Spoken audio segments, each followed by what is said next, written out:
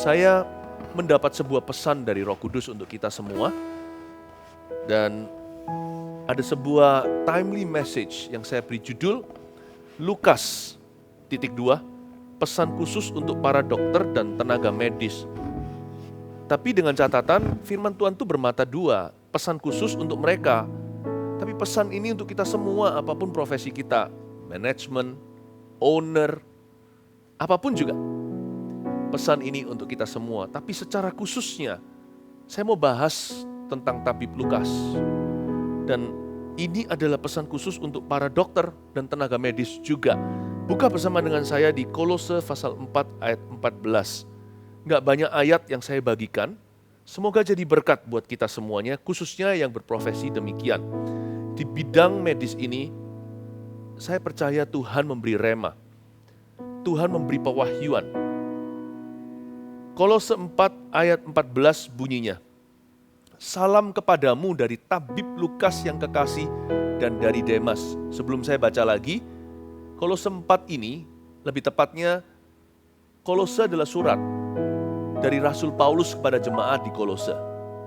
Waktu Paulus menulis surat, di akhir surat selalu ada paragraf atau tanda tangannya. Tapi paragraf tanda tangan itu berupa salam atau shalom hari ini di dalam gereja. Dia berkata shalom atau salam kepadamu dari Dokter Lukas, tabib Lukas. Nggak berhenti di situ, tabib Lukas yang kekasih. Tidak merujuk hanya kepada profesi, tetapi kepada kasih.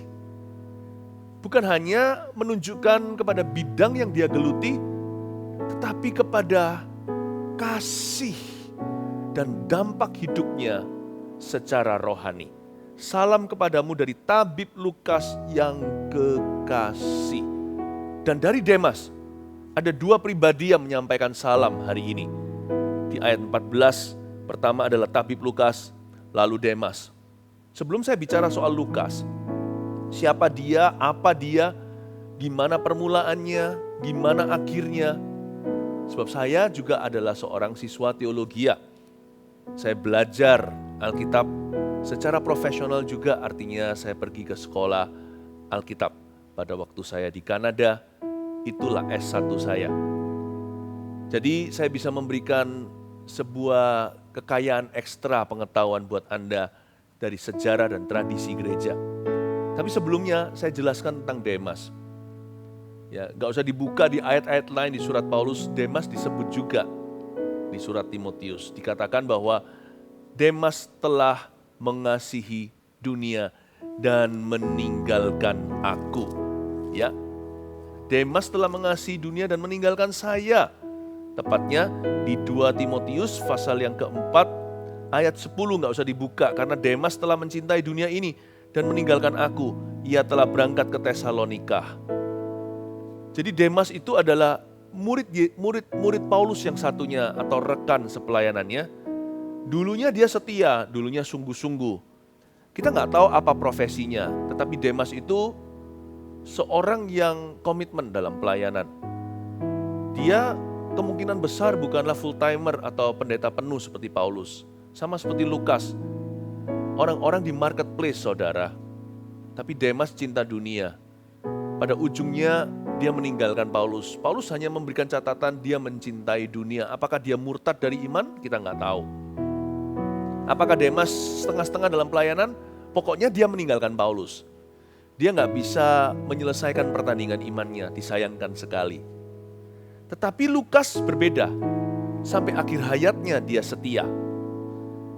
Nah, kita melihat kontrasnya antara Demas dengan Lukas. Ternyata apapun profesi seseorang, Tuhan menuntutnya untuk melayani kerajaannya. Dan menuntut dirinya untuk setia sampai pada akhirnya. Tak terkecuali Lukas, tak terkecuali Demas, tak terkecuali Anda dan saya, bidang apapun yang kita gelutin, ya, apapun gelar sekolah kita, dan apapun job deskripsi yang kita jalankan hari ini. Ingatlah dulu bahwa kita dipanggil untuk melayani lewat profesi kita masing-masing. Yang kita layani bukan hanya umat manusia, itu efeknya, itu impactnya, itu dampaknya. Yang kita layani pertama-tama adalah Yesus Kristus Tuhan kita. Sebelum kita apapun di bumi ini, kita Kristen dulu, you see. Demas lupa akan hal ini. Tapi tidaklah Lukas melupakannya. Lukas itu siapa? Yang pasti dia adalah murid Paulus. Rekan pelayanannya. Jadi dia juga murid Yesus. Karena Paulus berkata, ikutlah aku seperti aku ikut Tuhan Yesus. Paulus berkata, follow me as I follow Christ. Jadi dengan kata lain, siapapun yang Paulus muridkan, dia muridkan untuk Tuhan.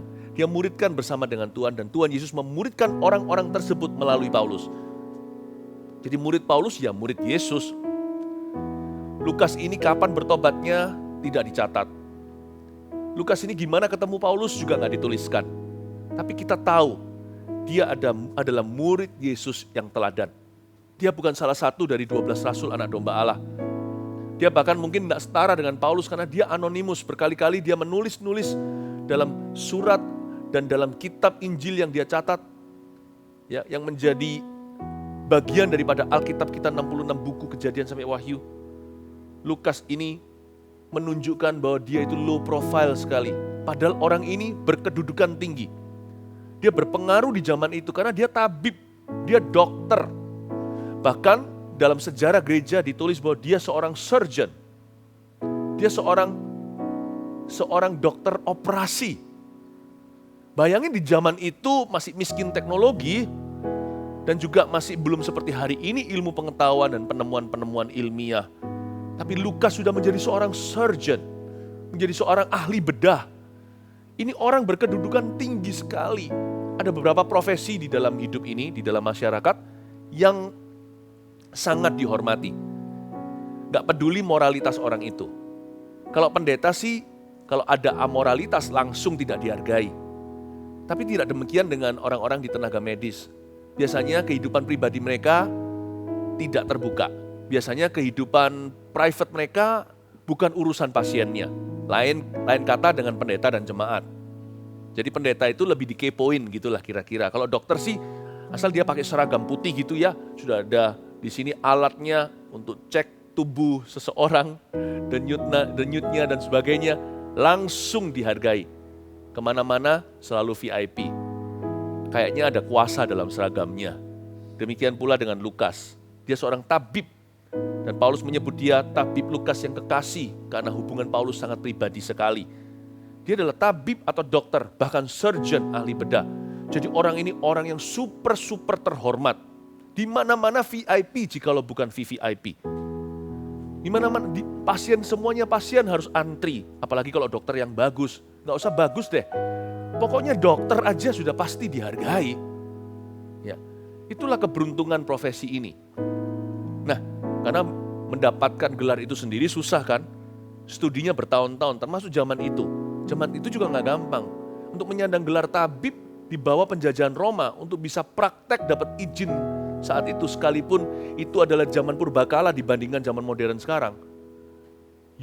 Kita harus tahu bahwa orang-orang ini membayar harganya untuk dipercaya. Mereka betul-betul menimba ilmu lebih dari rata-rata. Karena itu Lukas adalah seorang yang sangat-sangat tersanjung di masyarakat. Tapi lihat ya, orangnya low profile sekali ya. Gak heran murid Yesus semuanya rendah hati. Saya curiga nih kalau kita ada yang gak rendah hati, jangan-jangan kita bukan murid Tuhan. Jangan-jangan we don't belong to Christ. Di dunia ini banyak orang yang mengaku dia adalah pengikut Yesus padahal bukan. Karena dari buahnya kita bisa melihat dan menilai pohonnya. Murid Yesus itu pasti seperti Lukas. Bahkan juga seperti Paulus. Seorang tabib, dokter, surgeon, ahli bedah yang sangat low profile sekali dan rendah hati. Karena dia adalah murid Paulus. Like father, like son. Dia murid Yesus. Buah gak jatuh jauh dari pohonnya. Jadi ingat ya, Lukas ini dikenal bukan karena ketabiban atau kedokterannya. Sekalipun dia itu pintar, sekalipun dia itu langka. Zaman ini aja dokter langka. Di zaman wabah pandemi juga banyak yang meninggal dunia. Semakin berkurang kan, semakin mahal harganya. Apalagi zaman itu, gak banyak yang jadi dokter karena zaman itu adalah zaman kekerasan. Zaman perang ceritanya. Orang seperti ini di kalangan Yahudi apalagi, negara yang dijajah. Mana ada yang bisa sekolah kedokteran? Ini orang ya, sekalipun dia luar biasa kedudukan, rendah hatinya patut menjadi teladan. Karena dia adalah murid Yesus, makanya dia demikian. Buah gak jatuh jauh dari pohonnya. Dan dia murid Paulus. Paulus yang berkata ini loh, sebab bagiku dihormati itu tiada artinya, semua kuanggap sampah karena pengenalan akan Tuhan jauh lebih mulia. Paulus yang sama yang berkata, yang kuingini, yang kurindukan dan inginkan hanyalah untuk mengenal Dia. Jikalau ada orang yang mampu bermegah, apalagi aku, lahir dari suku Benyamin, orang Ibrani asli, di bawah Gamaliel studi, sangat-sangat berapi-api untuk menjalankan hukum Taurat hingga menganiaya jemaat. Dia tunjukkan semua kriterianya. Dia belajar di university yang paling bergengsi. Dan Paulus berkata, semua ku anggap sampah. Gak heran, papanya gitu, papa rohaninya. Gak heran pemimpinnya demikian. Gak heran, kalau gurunya begitu, muridnya gak jauh. So rendah hati. Karena Lukas punya satu prinsip yang harus kita tangkap apapun profesi kita. Apalagi jikalau kedokteran dan tenaga medis. Apapun kita, sekali lagi dicatat. Apapun profesimu, ingatlah bahwa dirimu adalah pertama-tama orang Kristen dulu. I'm a Christian who is also a pastor and a preacher. Status saya tertinggi bukan pada khotbah saya.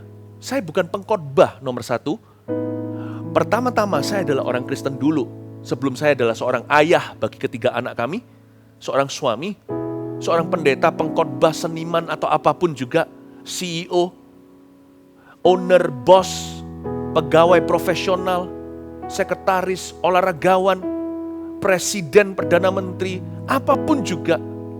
Sebelum saya adalah apapun di bumi ini, di dalam nama profesi, ingat bahwa kita Kristen dulu. Your commitment nomor 1, komitmen kita yang paling wahid, yang pertama-tama adalah menjadi orang Kristen yang sungguh-sungguh. Jangan biarkan profesi itu naik ke kepala kita, membuat kita sombong maupun minder. Status kita tidak terletak padanya. Status kita seperti Lukas terletak pada hubungan kita dengan Yesus Kristus Tuhan kita. Aku murid Tuhan, itu komitmenku yang tidak bisa ditawar, no negosiasi. Harganya mati. Mau dokter kayak insinyur, mau pilot kayak astronaut. Seperti anak kecil zaman saya dulu kalau ditanya, kalau nggak mau jadi dokter ya insinyur atau pilot dan astronot. Ya, ada beberapa yang nekat dan berkata, aku mau jadi presiden. Whatever it is, remember, you're first of all called to be God's sons and daughters and disciples. Apapun profesimu, ingatlah bahwa pertama-tama kita dipanggil untuk menjadi putra-putri kerajaan sorga, anak-anak Allah, dan menjadi murid-muridnya. Itu Lukas, murid Paulus dan murid Yesus. I'm first of all Christian. Baru sesudah itu apa? Karena itu kalau kita goyang pekerjaannya, jangan meninggalkan Tuhan. Kan status kita tidak pertama-tama pada pekerjaan, tapi komitmen kita pada Kristus. Bumi langit bisa berlalu, sekalipun 1000 orang rebah di sebelah kananku, 10.000 di sebelah kiriku, Tuhan tetaplah bagianku. Seperti Habakuk katakan, sekalipun pohon ara tidak berbuah, pohon anggur tidak ada, di pohon anggur tidak ada buahnya, di kandang tidak ada kambing domba lembu, tapi bagianku tetap adalah Allah selama-lamanya. Remember, whatever happens or whatever doesn't happen, apapun terjadi atau tidak terjadi atau belum terjadi dalam hidupmu, tidak boleh tinggalkan komitmen kita kepada Kristus, komitmen kita pada firman. Kesetiaan kita harus teruji. Waktu kita kaya, waktu kita miskin. Paulus sendiri berkata, tidak ada rahasia bagiku. Segala perkara dapat kutanggung di dalam Dia yang memberiku kekuatan. Makanya di sini, salam kepadamu dari tabib Lukas yang kekasih. Paulus lewat salam yang disampaikan ini, menunjukkan kepada kita bahwa Lukas adalah seorang murid Yesus yang sejati. Dia bukan hanya tabib, tapi dia tabib yang kekasih. Di sini Paulus memberikan verifikasi akan kehidupan rohani seorang dokter zaman itu. Do you have a spiritual life? Anda dan saya yang punya bisnis atau yang berada di dalam tim manajemen, direksi, atau kita karyawan, atau kita apalagi yang dokter, tenaga medis, termasuk pendeta. Do you have a good spiritual life? Do you have a godly lifestyle? Apakah Anda punya kehidupan rohani yang baik? Apakah Anda punya gaya hidup yang takut akan Allah? Gak peduli profesinya, itu duluan. Tidak sedikit orang yang malpraktek, bukan hanya kedokteran. Yang memegang senjata juga bisa menyalahgunakan kuasa.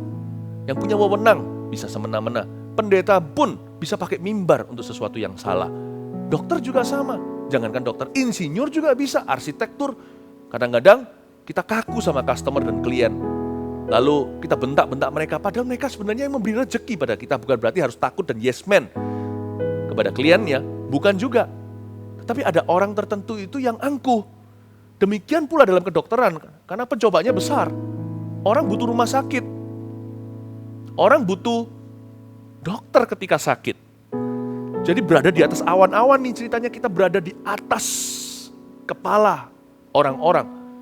Mesti hati-hati, ingatlah, you're a Christian first. Maka norma-norma, value nilai-nilai itu, termasuk buah-buah Roh Kudus, kasih, sukacita, damai, sejahtera, kebaikan, kemurahan, dan semuanya penguasaan diri, itu kelemah lembutan termasuk di dalamnya, jangan ditinggalkan. Bukan berarti kita kalau lemah lembut itu berarti lembek sama orang, juga enggak. Kita harus tegas, parenting contohnya, menjadi orang tua. Saya jadi ayah harus ingat bahwa saya orang Kristen dulu. Saya adalah papa yang takut akan Allah terlebih dahulu, sebelum saya menjadi seorang parent yang efektif. Ya, jadi kalau saya parenting membesarkan anak saya, lalu saya lemah gemulai ceritanya. Dalam prinsip saya pelin-pelan, tidak ada boundary atau perbatasan. Anak-anak saya bisa bertumbuh dewasa sebagai makhluk liar. Di dunia disebut orang yang kurang diajar. Saya nggak enak ngomong itu karena sudah menjadi suatu kata-kata maki-makian. Kurang belajar lah atau kurang diajar. Saya tambahkan, orang biasanya kalau nggak suka kan bilang kurang, titik-titik. Kalau saya nggak tegas, mereka kan jadi orang yang kurang belajar dan kurang diajar. Tapi saya nggak semena-mena. Saya pastikan bahwa saya bercermin pada Tuhan sebelum saya jadi ayah. Saya jadi anak dulu di depan Tuhan. Sebelum saya jadi bos atau atasan, saya juga bawahan. Makanya Tuhan berkata apa? Surat Paulus juga. Hai hamba-hamba, tunduklah pada Tuhan. Biasa karena mereka butuh gaji atau karena mereka butuh salary. Tapi yang atasan itu lebih susah. Kamu jangan memperlakukan semena-mena, jangan tahan hak buruhmu. Dan Tuhan berkata, karena kamu sendiri pun punya Tuhan di atas sana, kamu pun hamba. Wow. Remember, you are first of all Christian. Makanya Paulus menulis apa pada Filemon? Tentang Onesimus, hambanya yang lari dan di penjara ketemu sama Paulus dan bertobat terima Tuhan. Paulus ngomong sama Filemon kan, terimalah dia kembali. Toh kamu dulu juga buron dan pelarian sorga. Kamu juga budak dosa, tapi kamu kembali kepada juru selamatmu. Menemukan juru selamat maksudnya. Dan Tuhan menerimamu sebagai hambanya. Luar biasa loh Paulus itu kalau compare kita dengan Tuhan. Jangan lupa, di atas kita ada Tuhan. Kita orang Kristen terlebih dahulu. Tangkap itu. Siapakah Lukas? Salam kepadamu dari tabib Lukas yang kekasih. Lukas juga possibly Greek. Kita nggak bisa 100% pasti. Nanti deh di surga kita pasti akan ketemu, kita tanya sendiri. Tapi Lukas ini kayaknya orang Yunani. Berarti kalau dia betul orang Yunani seperti yang kita duga lewat tulisan-tulisannya. Tulisan-tulisannya itu loh menunjukkan bahwa dia itu culture-nya beda. Lebih higher culture sih. Kalau Anda tulis ya, saya pun seorang penulis. Saya menulis beberapa buku. Dan waktu saya menulis, lihat gaya tulisannya. Saya melihat ada higher culture pada diri orang ini. Kayaknya negara jajahan tidak mungkin mendapatkan kemampuan seperti itu. Bisa diurapi seperti Petrus yang nggak bisa membaca ceritanya. Petrus itu kan tidak terpelajar. Makanya ketika dia ditangkap oleh Sanhedrin, Petrus dan Yohanes, mereka semua terkejut kok bisa punya hikmat demikian. Tapi Petrus sendiri kalau mencatat tulis di surat Petrus ya lihat ya, sangat basic sekali meskipun sangat urapan. Tapi kalau tulisan Kisah Para Rasul dan Injil Lukas, aduhai berbeda. Matius masih oke tuh, bagus. Markus agak sedikit youthful, muda-mudi dan lebih ngeflow, kurang teratur, tidak ada tidak ada silsilahnya dan sebagainya. Lukas itu lebih historian. Dia lebih sejarawan. Ini orang terpelajar banget, gak mungkin bangsa jajahan. Jadi saya melihat bahwa dia punya, kalau saya perhatikan dia punya akses kepada higher education aja menunjukkan mungkin dia orang Yunani. Orang Yunani yang sangat-sangat kuat filsafat. Filosofer kan dari Yunani semua. Jikalau betul dugaan kita bahwa tabib Lukas yang kekasih ini adalah orang Yunani, maka berarti spekulasi, jikalau iya loh ya, maka asumsinya, maka berarti dia adalah satu-satunya penulis Alkitab, penulis perjanjian baru minimal, yang bukan orang Yahudi. The only non-Jewish author in the New Testament.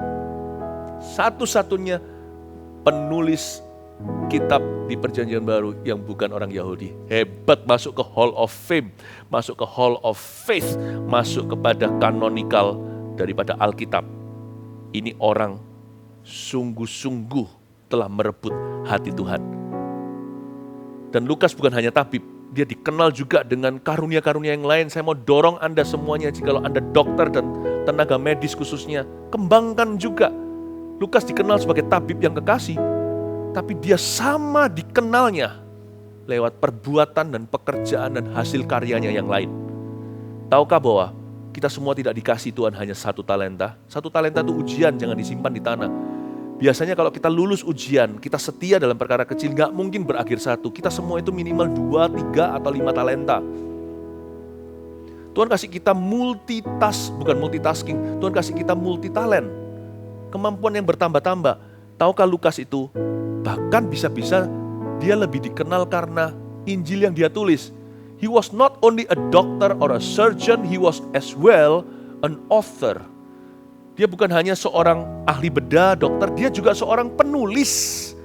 Bukan hanya penulis, saya ingin tambahkan dengan catatan, sebagai seorang penulis, dia adalah seorang historian, sejarawan yang wahid. Kalau Anda lihat accuracy atau keakuratan dia dalam menjelaskan kota demi kota, lihat Kisah Para Rasul. Wow. Dia ingat di sini, di situ, kota ini dari sini, situ. Itu memorinya fotografik. Itu orang jenius yang bisa begitu. Kalau Petrus dipakai karena kelemahannya, semua orang tertegun. Kok Tuhan bisa pakai seseorang yang tidak punya kemampuan secara intelektual dunia, orang yang tidak terpelajar, orang yang tidak berpendidikan. Terlebih lagi Tuhan juga bisa memakai kelebihan seseorang. Lihat kelebihan Lukas. Lukas itu pintar dan Tuhan pakai kepandaiannya untuk menjadi berkat bagi banyak orang. Jangan minta Tuhan untuk pakai kelemahan Anda saja. Dalam kelemahanku kuasamu sempurna bekerja. Kuserahkan semua di kakimu. Serahkan juga kelebihanmu. Banyak orang itu perhitungan dengan Tuhan. Kelemahan dikasihkan. Sisa-sisa diberikan, tapi kelebihan disimpan sendiri untuk membangun kerajaan pribadi. Jangan dong, cari dulu kerajaan sorga dengan kelebihan dan kelemahan, kekuranganmu, dengan kekuatan dan kelemahanmu, serta kebenarannya, maka segala sesuatu ditambahkan kepadamu. Lukas menyerahkan kelebihannya kepada Tuhan, dan Tuhan sungguh-sungguh mengerjakannya menjadi perkara-perkara besar dan mulia. Lukas seorang penulis, first class historian. Tahukah dari 2 kitab yang dia tulis, 1 kitab 1 surat. Injil Lukas, itu Lukas yang tulis, tabib kekasih. Yang kedua adalah Kisah Para Rasul, itu dalam bentuk surat, bukan buku, yang ditujukan kepada Theophilus. Untuk menginjili dia, Lukas kasih 28 pasal. Pasal-pasal itu ditambahkan nantinya untuk membuat urut bacaan kita. Tapi itu surat yang panjang loh. Seluruh Kisah Para Rasul itu biografinya Roh Kudus dan para rasul. Dicatat dengan detil-detilnya. What an author he was. Dia seorang penulis, kok bisa ada waktu ya dia obatin orang-orang. Coba bayangkan, dia itu dokternya gereja. Bukannya dokternya gereja saja. Karena Paulus asosiasinya dengan rasul besar. Dia jadi dokter gereja-gereja. Di zaman belum ada publikasi, kemana-mana dia pasti obatin. Dia pasti ketemu pasiennya. Kok masih ada waktu tulis agenda, diary, jurnal, dan bahkan menulis buku. Nggak hanya berhenti di situ, menulis sejarah juga sementara Paulus mencetak sejarah. Lukas menulis sejarah. Kok bisa? Dari 2 buku itu saja, Injil Lukas 24 pasal, lalu habis itu dari Kisah Para Rasul 28. Kok bisa ya? Dia itu ada waktu nulis sepanjang itu karena dari semua tulisannya itu, menurut saya kurang lebih 1/4 dari ayat-ayat perjanjian baru dari jari jemari Lukas. Dia memang cuma tulis 2 kitab saja. Tapi kitabnya panjang-panjang. 24 tambah 28 udah berapa tuh? Udah 50 sekian pasal. Panjang sekali. Sementara 2 Yohanes, 3 Yohanes, kitab Yudas, Filemon itu satu pasal kan. 1-2an lah. Unda-undi. Tapi Lukas 1/4, 25% perjanjian baru. Lukas yang tulis. Paulus sebagian besar tentunya. Hebat nih orang. Ayo digali. Digali kemampuan yang lain. Ya. Dokter itu mulia, medis, rumah sakit juga. Tapi ingat ya, siapapun yang Anda obati, sebaik apapun mereka toh akan mati. Berdampaklah juga di area lain. Atau berdampaklah lebih besar daripada sekedar sesuatu yang berguna di dalam hidup yang sementara. Bukan berarti semua orang menulis, bukan. Pasti ada talenta lain yang Tuhan berikan. Yang sifatnya mungkin non-komersil dan non-profesional. Atau bahkan bisa jadi profesional juga. Di mana Anda bisa memberkati lewat talenta yang baru. Selain itu, Lukas juga disebut sebagai salah satu penginjil terbesar sepanjang sejarah. Bukan karena dia penginjilan KKR di mana-mana, itu Paulus. Tulisannya, there are 4 gospels in the Bible. Ada 4 kitab Injil dalam Alkitab, dia 1/4. Namanya Injil Lukas, Matius, Markus, Lukas, Yohanes. Itu Injil Matius, Injil Markus, Injil Lukas, Injil Yohanes. Sampai kapanpun sepanjang sejarah, bumi langit boleh berlalu, firman Tuhan akan digenapi, Lukas akan tetap menjadi salah satu daripada evangelist of the Bible. Penginjil di dalam Alkitab. No, evangelist in the Bible lebih tepatnya. Jadi, Lukas menjadi salah satu dari 4 itu. Berapa banyak orang bertobat lewat kitab Lukas? Berapa banyak pengkhotbah? Ya kan, revivalist yang khotbah KKR-nya dari pasal dan ayat di Injil Lukas. Berapa banyak guru mengajarkan jemaat untuk mengerti firman, gembala mendewasakan umatnya lewat kitab Lukas. Cerita Yesus, cerita tentang anak sulung, anak bungsu, nggak ditemukan di tempat-tempat lain juga, ya kan? Lukas 15 ingat, saya itu suka sekali, saya itu hobi sekali bolak-balik lihat Alkitab, perumpamaan tentang anak hilang, domba hilang, dirham hilang, nggak ada tuh di Injil yang lain. Berapa banyak orang diberkati lewat perumpamaan yang dia catat dari Yesus Kristus. Kitab Lukas itu luar biasa sekali. Dia adalah seorang evangelis. Anda mungkin bisa seorang dokter, tenaga medis, atau apapun profesimu. You can also be a great evangelist, you know. At least a faithful one. Anda juga bisa menjadi seorang penginjil yang dahsyat. Sadarkah Anda? Minimal Anda bisa menjadi seorang penginjil yang setia. At least paling tidak seorang saksi Yesus yang sejati. Jangan berhenti sampai profesi, bersaksi. Jangan berhenti sampai mengobati, doakan. Jangan berhenti sampai sekedar, oke, ini preskripsi. Jangan berhenti sampai sana. Kalau Tuhan kasih kesempatan lebih, Tuhan bukakan pintu. Peduli sama orang lain. Bahkan pedulikan kehidupan kekal mereka. Itu Lukas. Lukas adalah seorang dokter yang juga adalah seorang evangelis. Tapi pertama-tama terdahulu dia adalah seorang Kristen. Sebelum dia apa-apa di bumi ini. Anda juga bisa menjadi seorang dokter, tenaga medis, atau apapun profesimu. Tapi Anda juga seorang penginjil yang handal. Tetapi Anda adalah orang Kristen lebih dahulu. Dan orang Kristen kemudian. Bumi langit boleh berlalu. Ujung-ujungnya Tuhanlah bagianku. Sekalipun hatiku dan batinku habis lenyap, gunung batuku tetaplah Allah selama-lamanya. Dari sini kita melihat bukan dia merangkap profesi, evangelism bukanlah profesinya. Menjadi seorang evangelis itu panggilannya, sama seperti menjadi seorang tabib yang kekasih. Dia merasakan bahwa mengasihi bukan hanya dengan obat stetoskopnya, bukan hanya dengan itu semuanya. Dia mengasihi mereka dengan segenap hati, segenap jiwa, dengan segenap apa yang dia miliki, dia persembahkan untuk mengasihi sesamanya di dalam nama Tuhannya. Lihat Lukas, seorang dokter 100%, tapi evangelis 100%. Mintalah Tuhan supaya repeat itu di dalam dirimu. Kalau Lukas bisa, Anda bisa. Kalau Tuhan punya ruang untuk Lukas jadi begini, Tuhan masih punya ruang untuk Anda jadi begitu juga. Seperti Lukas, dia adalah seorang dokter, tapi penginjil yang handal. Jadilah demikian saya doakan. Lalu, sebenarnya ada sesuatu yang tidak ditulis di Alkitab sih. Tapi menurut sejarah gereja dan tradisi gereja, ternyata Lukas juga seorang seniman, artis atau painter. Dia melukis. Itu yang ditemukan di the 8th century Christian. Ya, di abad ke-8 orang-orang Kristen di saat itu mulai membicarakan atau bahkan menemukan hasil-hasil karya Lukas. Ini tidak bisa di backup sama scriptures atau Alkitab karena di Alkitab tidak tertulis, tapi dalam sejarah dan tradisi gereja.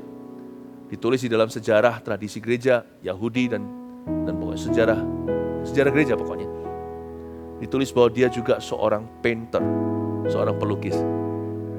Ya bayangin, dia juga punya minor gift. Dia juga punya karunia yang kayaknya minor nih. Majornya dia di dokter, majornya dia di evangelis, tapi dia juga punya minor gift. Ternyata dia seorang seniman. Saya curious saja, sampai penasaran ingin tahu nih tabib Lukas ini gambarnya gimana, karena saya juga tukang gambar. Dia pasti menggambar sesuatu yang menjelaskan sesuatu ke orang, karena orang ini dalam, he was a deep person, deskriptif, dia itu sangat-sangat suka menjelaskan imannya. Dia suka menggambarkan apa yang dia kenal atau yang dia tahu. Orang ini seniman, kok bisa ya berjiwa seni ternyata. Bukan hanya tabib. Saya melihat waktu saya belajar tentang si tabib Lukas yang kekasih ini, saya sangat diberkati. We can be more than one thing, but we can be more than one thing. Kita bisa menjadi lebih dari satu hal dalam kerajaan Allah. But whatever we will be, will always be a God-loving Christian. Kita mau jadi apapun juga, keshera-shera, whatever will be. Kita mau jadi apapun selama halal dan benar. Bukan sesuatu yang salah dan dosa, apalagi yang vulgar. Selama hati kita tulus, tidak munafik. We can be anything. Kita bisa menjadi apapun, melakukan segala sesuatu, segala perkara dapat kutanggung dalam Dia, dalam bahasa Inggrisnya I can do all things. Aku dapat melakukan segala sesuatu. Literally atau secara harafiah, everything. Aku dapat melakukan segala perkara di dalam Dia yang memberiku kekuatan. Kalau saya pikir-pikir lagi, Lukas ini hebat ya. Bukan, Yesus yang hebat dalam dirinya. Dokter 100%. Ya kan? Author, penulis 100%. Malah justru hasil karyanya di rumah sakit sampai sekarang tidak ada rekodnya. Hasil karyanya dalam dunia tulis-menulis, dalam dunia literatur, sampai sekarang di tangan kita Injil Lukas dan surat Kisah Para Rasul masih ada di sini. Bayangkan, dia kalau nggak 100%, kalau nggak sama 100% sebagai penulis seperti halnya dia adalah seorang surgeon atau ahli bedah. Apalagi bagaimana saya bisa menjelaskan, bagaimana saya bisa menjelaskan, saya nggak bisa melawan fakta bahwa Lukas punya tulisan mengubah sejarah. Lewat kedokterannya dia mengubah nasib banyak orang di zamannya, tapi Lukas mati. Tapi tulisannya hingga hari ini. Dua-dua penting bagi orang-orang yang waktu itu menderita, dia selamatkan dari kuburan karena keahliannya, karena kemampuannya untuk surgery, kemampuannya untuk diagnosa secara tepat dan memberi obat. Oh, banyak keluarga yang super kamsyah. Tapi yang sama pentingnya dengan hal itu, ingatlah tulisannya, hanya tulisannya yang punya rekod hari ini. Yang sampai sekarang masih ada rekodnya. Dan kita masih bisa baca dan nikmati. Berarti Lukas bukan hanya 100% tabib yang berhasil atau sukses.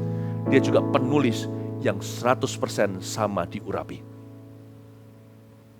You know, you can be 100% in more than one thing. Kita bisa menjadi 100% dalam lebih dari satu hal di hidup ini. Nilai kita itu bukan 100% di dalam Tuhan. 100 kali ganda. Berarti persentasi kita 100 itu bisa digandakan berkali-kali. Saya bisa 100% menjadi seorang pengkhotbah yang diurapi. Saya berikan segenap hatiku, beri yang terbaik. Saya kalau berkhotbah tidak asal-asalan. Saya mau berkhotbah sungguhan. Saya berkhotbah bukan dari catatan. Saya berkhotbah bukan hanya dari hati saya dan pewahyuan, tapi juga dari riset. Saya berkhotbah juga dengan pengetahuan, dengan pengalaman hidup. Sesuatu yang saya praktekkan, saya berkhotbah mau dengan otoritas, tidak seperti ahli Taurat dan orang Farisi. Tapi saya juga mau menjadi 100% seorang yang memuji menyembah Tuhan. Sekalipun itu bukan jadi profesi saya sebagai seorang singer. Saya bisa 100% menulis sama baik-baiknya dengan saya berkhotbah. Kenapa tidak seorang dokter dan tenaga medis juga bisa menjadi 100% dalam hal-hal lain yang Tuhan berikan sebagai potensi di dalam dirimu. Yang pasti kalau Anda mau jadi 100% apapun juga, rindukan dan kejar karunia yang lebih bagus, karunia yang lebih indah, karunia yang lebih tinggi, kejarlah kasih. Paulus kan tulis gitu di Korintus 14. Pursue love, the higher way. Covet, inginkan the gifts of the Holy Spirit, karunia-karunia atau talenta-talenta itu. Kalau memang Anda mau mengejar sesuatu yang lain di luar medis contohnya, bagi Anda yang berprofesi demikian, kalau Anda mau mengejar sesuatu yang sama 100% ya, kenapa tidak mengejar untuk menjadi seorang evangelis juga tanpa meninggalkan profesimu? Karena Lukas tidak pernah pensiun jadi dokter, dia mati sebagai tabib. Dia mati umur 84 anyway, menurut sejarah. Mati martir di Eropa, tepatnya di Yunani. Sampai akhir hayatnya, sampai dia mengembuskan nafas terakhir, Lukas tetap adalah seorang surgeon. One of the best professional doctor, salah satu dokter yang paling profesional di jajahan Romawi. Salah satu anak unggulan Yunani di dalam dunia medis.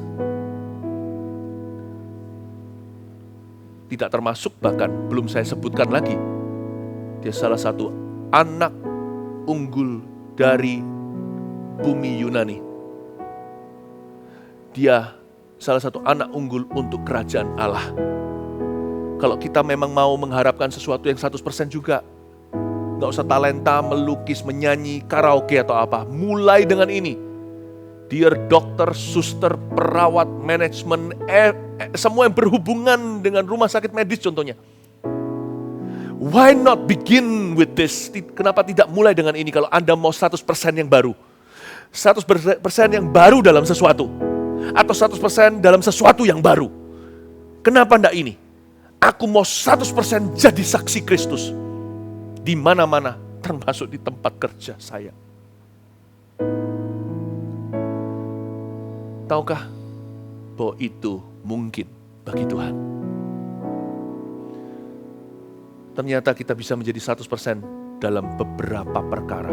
Bukan setiap perkara, segala perkara. Hidup terlalu pendek, too short untuk kita bisa excel, untuk kita bisa menjadi orang yang hebat di setiap bidang. Tapi pasti kita bisa beberapa. Kalau memang ada satu pilihan lagi, bidang berikutnya, malah justru itu lebih tinggi. Jadilah saksi. Jadilah penginjil Lukas, dear atau yang terkasih, yang terhormat, dokter-dokter, atau tabib Lukas yang kekasih. Dia seorang seniman. Luar biasa sekali. Menurut saya dia juga 100%. Hanya mungkin tidak bisa sampai waktu itu zaman aniaya kan.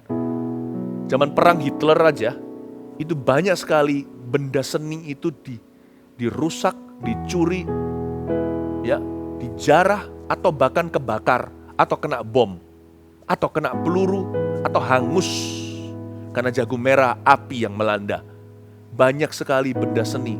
Di Prancis contohnya, itu ludes semua.